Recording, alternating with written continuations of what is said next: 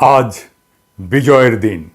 এই ঐতিহাসিক মুহূর্তে আমি পরম শ্রদ্ধাভরে স্মরণ করছি আমাদের শত শত শহীদদের, যাদের রক্তে রাঙানো পথ ধরে এসেছে আমাদের প্রিয় মাতৃভূমি বাংলাদেশের দ্বিতীয় স্বাধীনতা। আমি মোবারকবাদ জানাচ্ছি আমাদের অকুতোভয় বীর ছাত্রছাত্রীদের, যাদের মহাকাব্যিক সাহসিকতার তুলনা সাম্প্রতিক ইতিহাসে নেই। আমি গভীর সমবেদনা জানাচ্ছি সকল পিতামাতাকে, যারা তাদের প্রিয়তম সন্তানকে হারিয়েছেন। আমি স্মরণ করছি 5ই মের যে সমস্ত নিষ্পাপ নিরপরাধ মাদ্রাসার ছাত্র শিক্ষক, যারা বিতাড়িত গণখুনি হাসিনা এবং তার হিংস্র বাহিনীর হাতে শহীদ হয়েছিলেন। আমি আরও স্মরণ করছি সেনাবাহিনীর সেই সব চৌকস বীরদের, যারা খুনি হাসিনা এবং তার বিদেশি প্রভুর ষড়যন্ত্রে বিডিআর হত্যাকাণ্ডে শাহাদাত বরণ করেছিলেন। আমি স্মরণ করছি শহীদ আবরারকে, যেই আবরার ফ্যাসিস্ট বাহিনীর নির্মম নির্যাতনের শিকার হয়ে শাহাদাত বরণ করেছিলেন। আমরা তোমাদের কখনো ভুলব না। আমাদের এই বিজয় একান্তই বাংলাদেশের আপামর জনগণের বিজয়। এই বিজয় আমরাই কোটি কোটি সবল হাতে মহাকালের গর্ভ থেকে ছিনিয়ে এনেছি। আপন শক্তিতে, বাইরের কারো দয়ায় এই স্বাধীনতা আসেনি। তাই আমাদেরকে আর কেউ কোনোদিন বলতে সাহস করবে না যে তারা আমাদের স্বাধীনতা এনে দিয়েছে। আজ আমরা এক ক্রান্তিকাল পার হচ্ছি। এই সময় আমাদের সঠিক সিদ্ধান্ত নিতে হবে আমাদের কাঙ্ক্ষিত রাষ্ট্র নির্মাণের, যেই রাষ্ট্র আমাদের জনগণের আশা আকাঙ্ক্ষা সম্পূর্ণভাবে প্রতিফলিত করবে। যেই রাষ্ট্র হবে মুসলমান, হিন্দু, বৌদ্ধ, খ্রিস্টান, পাহাড়ি, সমতলবাসী, দরিদ্র, ধনী, শ্রমিক, কৃষক, নারী, পুরুষ সকলের রাষ্ট্র। আমরা যদি সঠিক সিদ্ধান্ত না নিতে পারি, তাহলে এই ঐতিহাসিক সুযোগ, এই ঐতিহাসিক মুহূর্ত, যা শতাব্দীতে একবার আসে, তা আমরা হারাবো। মনে রাখবেন, হাসিনা গেছে, কিন্তু হাসিনার প্রশাসন পুরোটাই ইনট্যাক্ট আছে। হাসিনা পালিয়েছে, হাসিনার গুন্ডা বাহিনী পালায় নাই। ইন্ডিয়া তার স্বার্থের পক্ষে যে এস্টাবলিশমেন্ট তৈরি করেছিল তা অবিকৃত আছে। এই চুপ্পু হাসিনার পদলেহী, সে হাসিনাকে 2 বার সালাম করত পায়ে হাত দিয়ে। এই ওয়াকার হাসিনার আত্মীয়। ওয়াকার সাহেব বলে আমার উপরে বিশ্বাস রাখেন। বিশ্বাস কিভাবে রাখবো ওয়াকার সাহেব? খুনি জিয়াউল আহসান কিভাবে সেনাবাহিনীর উর্দি পড়ে এখনো? নিশাত কিভাবে বসে থাকে? ব্রিগেডিয়ার ইমরান কিভাবে থাকে সেনাবাহিনীর উর্দি পরে? মেজর নোমান কিভাবে থাকে, যাদের হাতে আমার ভাইয়ের রক্ত লেগে আছে? হাসিনার পুলিশ লীগের সবগুলো পলাইছে, ওরা অস্ত্র নিয়েই পালাইছে। ছাত্রলীগ যুবলীগের অস্ত্র কোথায়? সেগুলো আছে, এবং সেইগুলোই এই নৈরাজ্য সৃষ্টিতে কাজে লাগছে।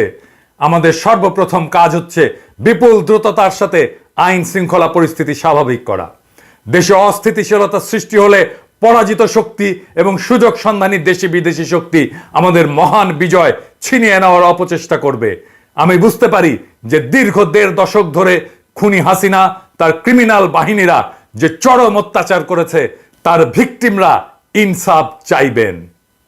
এটা অত্যন্ত সঙ্গত চাওয়া। আমি নিজেও একজন ভিকটিম, কিন্তু এই ইনসাফ আসতে হবে আইনের পথ ধরে, নিয়মতান্ত্রিকভাবে। হিন্দুদের মন্দিরে আগুন দেওয়া হয়েছে, আক্রমণ হয়েছে। আমি আহ্বান জানিয়েছিলাম মাদ্রাসা ছাত্র আমার ক্ষুদ্র ভ্রাতাদের মন্দির পাহারা দিতে। মাদ্রাসা ছাত্ররা শুধু না, শিবিরের ছেলেরা হিন্দু মন্দির পাহারা দিয়েছে। হিন্দু সম্প্রদায় নিজেরাই স্বীকার করেছে। হেফাজতে ইসলাম থেকে হটলাইন দেওয়া হয়েছে, কোথাও নিরাপত্তাহীনতায় ভুগলে সেই নাম্বারে ফোন করবেন। সাম্প্রদায়িক আক্রমণ, হিন্দুদের উপরে আক্রমণ, এটা বন্ধ করতে হবে। এটা বন্ধ না হলে ভারতের সুযোগ নেবে, আমাদের বিপ্লবের বিরুদ্ধে মাঠে নামবে, আমাদের দ্বিতীয় স্বাধীনতা নস্যাৎ করবে। সুতরাং আমাদের এই যুদ্ধে বিজয়ী ছাত্রদেরকে দায়িত্ব নিতে হবে তৃণমূল পর্যন্ত শান্তি শৃঙ্খলা সাম্প্রদায়িক সম্প্রীতি রক্ষা করার জন্য কমিটি গঠন করা এবং পরাজিত অশুভ শক্তির বিরুদ্ধে ষড়যন্ত্রকে রুখে দেওয়ার। পরবর্তী 72 ঘন্টা ছাত্র সমাজ রাস্তায় থাকেন, থানাতে থানাতে অবস্থান নেন, পুলিশকে এসে কাজ শুরু করতে বলেন। আপনাদের নেতৃত্বে তারা কাজ করবে। আপনারা জানেন কিভাবে আইন শৃঙ্খলা রক্ষা করতে হয়। আপনারা মনে রাখবেন, শত্রুকে পরাজিত করা বিজয়ের প্রথম ধাপ। যাতে আমরা সফল কাম হয়েছি, এই বিজয় ধরে রাখা, এর কাঙ্ক্ষিত সুফল সবার ঘরে ঘরে পৌঁছে দেওয়ার দায়িত্ব এখন আপনাদের কাঁধে। এতে বিফল হওয়া চলবে না। এই মুহূর্তে সারা দেশে শান্তি শৃঙ্খলা সাম্প্রদায়িক সম্প্রীতি নিশ্চিত করে আপনাদেরকে এই অগ্রযাত্রার সূচনা করতে হবে। আমি আশা করব সেনাবাহিনী কোনো বিলম্ব না করে ছাত্রদের এই উদ্যোগে সক্রিয় সার্বিক সহায়তা দেবে। এ বিষয়ে আমি হাসিনা পরবর্তী 72 ঘন্টার এপিসোডে বিস্তারিত বলেছি। ওয়াকার সাহেব, আমি হাসিনার পতনের পর যেই ঘটনাগুলো ঘটবে সেটা অনেক আগেই বলে রেখেছিলাম, সিস্টেমেটিক্যালি বলেছিলাম।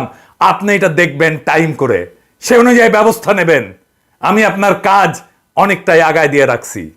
আমি উদ্বেগের সাথে লক্ষ্য করছি যে কিছু সুবিধাবাদী বিদেশি শক্তিদের এজেন্ট, এনজিওজীবী, বিগত সরকারের বেনিফিশিয়ারি, 1/11 লেসপেন্সার ইত্যাদি অন্তর্বর্তীকালীন সরকারের মন্ত্রী হওয়ার জন্য ইঁদুর দৌড়ে নেমে গেছে।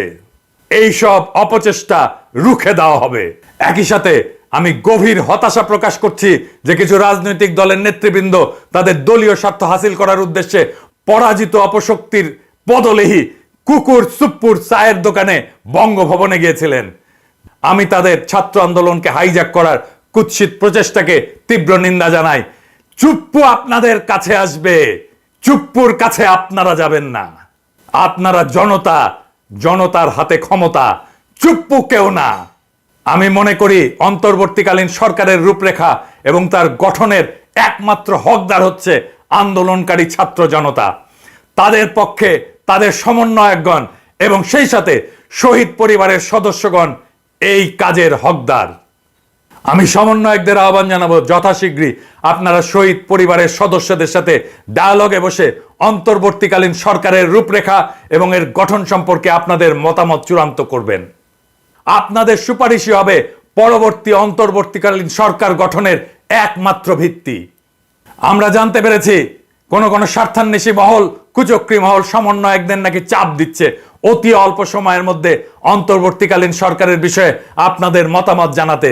এরা আপনাদেরকে সুচিন্তিত মতামত প্রণয়নের সুযোগ দিতে চায় না, আপনাদের মধ্যে বিভেদ সৃষ্টি করতে চায়। আপনারা কোনো অবস্থাতেই এই সকল অশুভ চাপকে আমলে নেবেন না এবং এই ধরনের প্রচেষ্টার বিষয়ে সদা সতর্ক থাকবেন। মোদি বাংলাদেশ পরিস্থিতি নিয়ে জরুরি বৈঠক করে, ওরা বসে নাই, আমাদের শত্রুরা বসে নাই। আমি সেনা প্রধানকে আহ্বান করব ছাত্র নেতৃবৃন্দের নেতৃত্বে এই প্রক্রিয়াকে পাশ কাটিয়ে অন্তর্বর্তীকালীন সরকার গঠন করার কোন প্রচেষ্টা করবেন না বা যুক্ত হবেন না। এই প্রচেষ্টা সফল হবে না, সফল করতে দেওয়া হবে না। তাদের উপরে চাপ সৃষ্টি করার অপচেষ্টায় যুক্ত হবেন না। আপনাদের এই সব কাজ করার কোনো নৈতিক অধিকার নাই, আর আমরা মাঠ ছাড়ি নাই। বরং আপনি আপনার কাজ করেন, বন্দী ছাত্রদের, সকল রাজনৈতিক বন্দীদের মুক্তি দেওয়ার ব্যবস্থা নেন, বিশ্ববিদ্যালয়গুলো খুলে দেন, শিক্ষা প্রতিষ্ঠান খুলে দেন, যাতে অতি দ্রুত আন্দোলনের সমন্বয়করা অন্তর্বর্তীকালীন সরকার গঠনের ডায়ালগ শুরু করতে পারেন। আপনার নিজের বাহিনীর খুনিদের উর্দি খুলে নেন, আয়না ঘরের বন্দীদের মুক্ত করে দেন। এতে কোনো ধরনের বিলম্ব মেনে নেওয়া হবে না। কোনো ধরনের বিদেশি এজেন্ট, পরাজিত শক্তির 1/11 বেনিফিশিয়ারি, এনজিওজীবী, সুযোগ সন্ধানী পরগাছা ইত্যাদিরা এই সরকারে কোনোভাবে স্থান পাবে না। কেউ যদি এই সরকারের মধু খাইতে আসেন, পাছার চামড়া তুলে দেওয়া হবে। সেই সাথে এই ধরনের সরকার পরিচালনায় পরীক্ষিত অভিজ্ঞতা আছে এমন দেশপ্রেমিক ব্যক্তিদের দেশ বিদেশ থেকে খুঁজে এনে এই সরকারে স্থান দিতে হবে। আমি আগেই বলেছি, খুনি হাসিনার পতন এবং পলায়নের সাথে সাথেই দেশের সংবিধানের মৃত্যু হয়েছে। এখন আমাদের সামনে সবচেয়ে বড় কাজটা হলো আমাদের সেকেন্ড রিপাবলিক গঠন করা এবং সেই লক্ষ্যে একটা সংবিধান প্রণয়নের প্রক্রিয়া শুরু করা। অন্তর্বর্তীকালীন সরকারের প্রধান প্রায়োরিটি হবে একটা সাংবিধানিক পরিষদ নির্বাচনের দ্রুত উদ্যোগ নেওয়া, যারা আমাদের নতুন সংবিধান রচনা করবে। সেই লক্ষ্যে আন্দোলনের সমন্বয়কদের রূপকল্প অনুসারে একটা অন্তর্বর্তীকালীন সরকার প্রতিষ্ঠা হচ্ছে সবচেয়ে গুরুত্বপূর্ণ প্রথম পদক্ষেপ। এতে আমাদের কোনো রকম ভুল করা চলবে না। আমি শেষে এক শহীদের কথা দিয়ে শেষ করব। আমি নিজে কোনো কথা বলবো না, আমি সেই শহীদ ভাইয়ের একটা গান শোনাবো। সাজিয়ে গুজিয়ে দে মোরে সজনী তোরা, সাজিয়ে গুজিয়ে দে মোরে, সাজিয়ে গুজিয়ে দে মোরে সজনী তোরা, সাজিয়ে গুজিয়ে দে মোরে। বরই পাতার গরম জলে শোয়ায়া মশারির তলে, বরই পাতার গরম জলে, বরই পাতার গরম জলে শোয়ায়া মশারির তলে, আতর গোলাপ চন্দন মেখে দে সজনী তোরা, সাজিয়ে গুজিয়ে দে মোরে,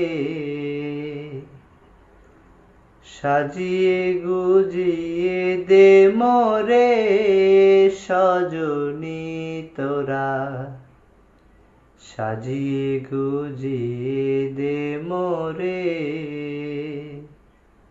এই ভাইটা বিজয়ের মাত্র অল্প কিছু সময় আগে শহীদ হয়েছিল। আমাদের বিজয় হয়েছে এমন অনেক আত্মত্যাগে আর সৃষ্টিকর্তার রহমতে। সৃষ্টিকর্তা মজলুমের সাথে থাকেন, তাই তারা বিজয়ী হয়। এই বিজয় সৃষ্টিকর্তার নিয়ামত। তারপরে তিনি পরীক্ষা নেন আমরা এই বিজয়ের যোগ্য কিনা। এখন আমাদের পরীক্ষার কাল, পরীক্ষার পালা। এখন বিপ্লব বেহাত হয়ে যাওয়ার সময়। প্রতি বিপ্লব সংগঠিত হতে পারে যদি আমরা আমাদের যোগ্যতার প্রমাণ না দিই। আমরা যদি হাসিনার মতো জালেম হয়ে উঠি তাহলে আমাদের পরিণতিও হাসিনার মতোই হবে। আসেন আমরা শহীদের রক্তের মর্যাদা রাখি, প্রতি বিপ্লব আর ষড়যন্ত্র মোকাবেলা করে বিজয়কে সংহত করি। মহান সৃষ্টিকর্তা আমাদের প্রতি রহমত করুন। মহান সৃষ্টিকর্তা আমাদের প্রতি রহমত করুন। ইনকিলাব জিন্দাবাদ। আতর গোলাপ চন্দন মেখে দে সজনী তোরা, সাজিয়ে গুজিয়ে দে মোরে, সাজিয়ে গুজিয়ে দে মোরে সজনী তোরা, সাজিয়ে গুজিয়ে দে মোরে।